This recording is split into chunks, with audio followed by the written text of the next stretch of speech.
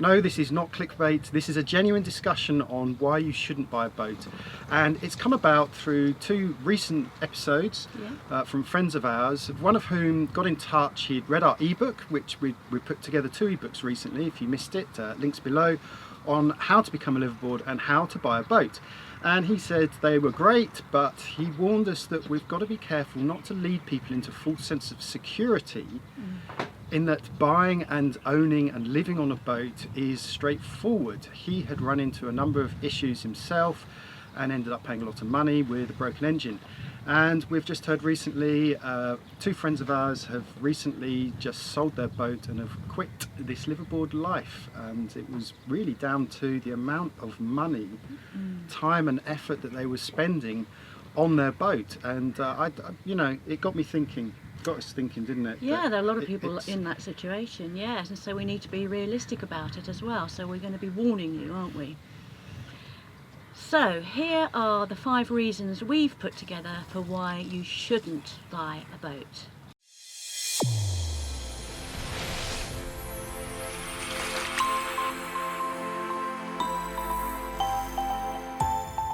So first reason not to buy a boat, they go wrong all the time. Yeah, they do. They need constant maintenance every day, every week, every month, every year. You will be spending a great deal of your time working on bits of the boat, won't you? And although we were warned about this before we started our sailing career, we had no idea how much time it's going to be taken up by maintenance and fixing things. And quite a lot of that time eats into your dream. So just be prepared. You cannot know the amount of maintenance that's going to be up there. Unless you really love tinkering around in a workshop, be prepared. Yeah, well, there's so many things, aren't there? I mean, just look at the boat. You've got the rigging, you've got the sails, you've got the engine, you've got the deck, then there's everything below, there's the plumbing, there's the electrics. All of those things you've got to stay on top of. And it, you know, we've said it before, I'm no mechanic, so I've had to learn the hard way as to do basic diesel engine maintenance. You have to do it because, you know, there'll be times when you're out there and there is no one else to fix anything but yourself. So you've really got to stay on top of all those things. Yeah, you have. You've got to become a mechanic, you've got to be a plumber, an electrician. You've got to be prepared, if you don't already know about those things, to learn about them. And we mean really, you have to learn about them. So unless you are very, very rich and can afford someone to always do all your maintenance and check things for you and service everything and do all the repairs, you're going to have to do it yourself. But even if you are very rich, things go wrong out there. They go wrong out at sea. Engine stops, sails break. You will need to know what to do. You must be prepared to do that. Are you prepared to do that? Are you prepared to take on all these new skills? Boats kill relationships. Yeah, definitely. When you're living in the small confines of a boat, everything is magnified. So if there are underlying problems in your relationship, they will come to the fore, believe me, when you are spending 24/7 with each other. Yeah, and the other thing to remember is when you start this life is you both have to be 100% committed. It's no good if one of you is dragging the other into this life, because those cracks appear pretty quickly, and there are boats all over the world that were owned by couples who gave it all up. Yeah, and we've seen many boats for sale, haven't we? Yeah. Because of this, you know, couples have split up and sadly they've had to sell the dream. Yeah, there's a lot of solo sailors out there who weren't original solo sailors, so think very hard and clearly about your relationship. Will it withstand 24/7, small space? Any cracks that are in it now, try and repair them. Boats are never clean. If cleanliness is next to godliness, if that is your motto, don't buy a boat. It's like living in a house with all the doors and all the windows and the roof lights, everything open 24/7, because you have dust and anything that happens to be hanging around in the air inside your boat immediately. And not only dirt and dust, you get unwanted visitors. We have been fighting a battle against cockroaches ever since we left the Mediterranean. Sometimes I win, sometimes I lose. You get ants, you get mozzies, you get all kinds of things, and worse than that, you can get rats as well. So be prepared for your lovely clean home to be invaded at all times, and for it not to be a lovely clean home unless you're one of these types that loves cleaning all day and all night. And going back to all of those things that you've got to be on the boat, the mechanic, the engineer, the plumber, the electrician, whilst you're doing all that work, your tools are going to be left everywhere.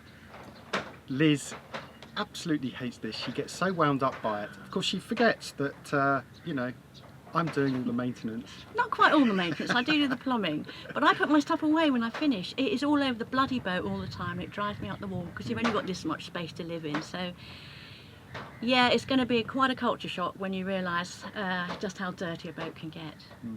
Boats will change the way you look. Yep, you don't have much space on a boat and your wardrobe will be compromised, so you will have to pare down all your fancy clothes to a very small little space. It was heart-rendering when I had to reduce my enormous wardrobe in order to move onto this boat, but I had to think very carefully about functionality over beauty. So out went all the pretty dresses and the high heels, and I now pretty much wear what you're seeing, which is shorts and t-shirts all the time. So my wardrobe, or my little tiny locker, is filled with those things. In a cold climate you're going to have bigger things, bulkier things, and so you have even fewer of those because there is so little room on a boat to keep stuff. Don't forget that when you're on a boat you're rationing your water. Even if you have a water maker, pretty much every boat will always be keeping an eye on how much water you are using throughout the day and the week. So that of course means that washing clothes can really drain your water resources, but also washing yourself as well. So I think we'll be the first to admit we tend to wash slightly, I don't know, not as much as we should do, and that's because we have to keep an eye on water. Yeah, cruisers are notorious for being grubby. You wear the same thing for several days and you don't wash for several days, but we get used to it. And finally, just one quick word to the ladies out there: forget makeup. Makeup just falls off in the sun, and when you're sailing it falls off in the sea spray, and it's a pain in the butt. So go natural. You don't need makeup anyway, darling. No, thank you. And finally, boats eat money. You can plan all you want, budget all you want, but you never ever have enough money. No, one of the big things that you have to think about is new parts, because things, as we said earlier, go wrong all the time. And if the thing that goes wrong is an engine, that's 10 grand straight away. You've got to buy a new engine. Rigging, you have to re-rig every 10 years. If you're insured, they require it. And rigging something like Esper is really expensive. Sails, brand new sails blow out. So these are really big expenses, and unless you've got huge savings somewhere, you've got to find a way and be prepared to pay for these things. Yeah, and these things happen when you least expect it, so forget about a monthly budget. We see a lot of questions from newbie sailors who say, what's your monthly budget for yachting? Well, we started doing a monthly budget and it just went out the window, really. You can have a monthly budget for your day-to-day expenses, but the big expenses, they really do come and bite you on the bum. Yeah, so what we tend to say is have a monthly income and work to that income, which is what we try to do. And finally, boats are not an investment. You never make money on boats, you really don't. When we bought Esper 12 years ago, we paid slightly less than what she's insured for now, but in that time we've paid the same money again and more on updates, parts, refitting, everything. So she's insured for probably half of what we paid for her. They really don't make money.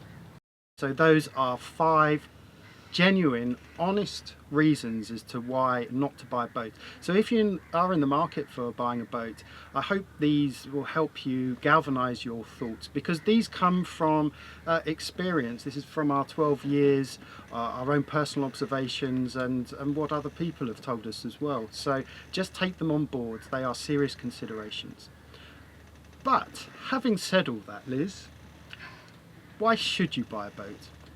Oh, because when you've worked through all the bad times, and there are a lot of them, they absolutely completely disappear when you're having the good times. Thanks for watching this Follow the Boat Extra. If you have a comment, please put it below. We're very interested to hear from you on this subject. If you have a boat or you're thinking of buying a boat, what's your experience been? And if you liked it, please like. And if you really liked it, please share. Peace and fair winds.